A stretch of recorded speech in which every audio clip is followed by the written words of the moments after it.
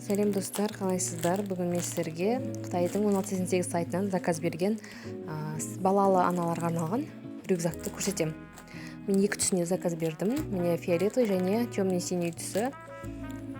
Фиолетовый түсін ашып көрсетейін. Міне қандай керемет. Қазір барлық качествосы күшті. Ішінде көп деген замоктары бар. Міне қалташалары көп. Алдының замогына баланың соскаларын, бутылкаларын салып қоюға болады. Көк түсі. Міне ішіне қаншама заттар сыйып кетеді бұған.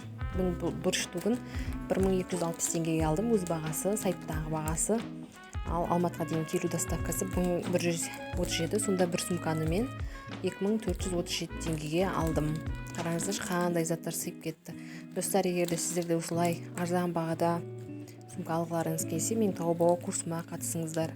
Мен бұны Қазақстанға алып келіп 5500 теңгеден сатып жібердім. Бұлар даже 8 мыңнан, 9 мыңнан, 14 мыңнан сатылып жатыр. Мен зерттеп көрдім. Бұны былай бір қолға да рюкзак қылып та ұстауға болады.